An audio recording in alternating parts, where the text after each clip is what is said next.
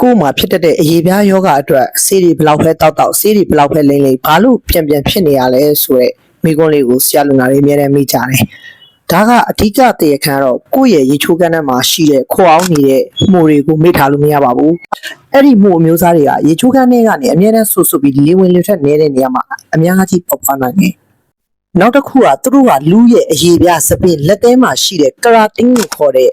အရာကိုအစာအဖြစ်အသုံးပြုပြီးတော့ရှင်သန်ကြတယ်။အဲ့ဒီမှုမျိုးစစ်စပိုးတွေကဆူနေတဲ့ကြွေပြားချားတွေရေချိုးကန်းသုံးပစ္စည်းတွေနဲ့ခြေနှင်းဖြာအောက်တွေမှာခိုးအောင်ပြီးတော့ထိတွေ့ရနေမှာတစ်ဆင့်အရေးပြားပေါ်မှာကူးဆက်ပြီးအရေးပြားယောဂါတွေဖြစ်လာတယ်။ပွေညင်းအနေနဲ့အရေးပြားပေါ်မှာအဝိုင်းလိုက်အနီကွက်တွေဖြစ်ပြီးတော့ပြင်းထန်စွာရာရန်တတ်တယ်။ခြေချောင်းမှုဆွဲတဲ့အနေနဲ့ခြေချောင်းများတွေမှာအရေးပြားလှန်ပြီးတော့ရာရန်တယ်။ခြေသေးလက်သေးတွေအယောင်ပြောင်းပြီးတော့ထူလာတဲ့အဝါရောင်ဖြစ်လာတယ်။မှုဆွဲတယ်ပြည့်လွယ်လာတယ်။ကိုကစီကံပြလို့တက်တာသွားပြီဆိုရင်တော့ဒီရေချိုးကန်းတွေကအဲ့ဒီမှုတွေကိုကင်းစင်အောင်မတန့်ရှင်းမှုဆိုရင်ကိုယ့်အရေးပြားကိုပြန်ပြီးတော့နောက်တစ်ခေါက်ကူးဆက်နိုင်တယ်။ဆရာအကြံပေးချင်တာကရေချိုးပြီးတိုင်းမှာအရေးပြားနဲ့ခြေချောင်းကြားတွေကိုတေချာစွာချောက်အောင်တုပ်ရမယ်။ရေချိုးကန်းကိုမှုတ်သက်စီးနဲ့ပုံမှန်စီးကြောရမယ်။ကိုယ်ပိုင်ပစ္စည်းတစ်ပတ်ဖက်နဲ့အဝတ်အစားတွေကိုတခြားသူနဲ့မျှဝေသုံးစွဲခြင်းကိုရှောင်ကျဉ်ရမယ်။ဒါကြောင့်အရေးပြားယောဂဖြစ်တိုင်းစေကန်းစေးုံပြပြီးရင်ကိုယ့်ရဲ့ရေချိုးကန်းလေးကိုတန့်ရှင်းအောင်လုပ်ပါ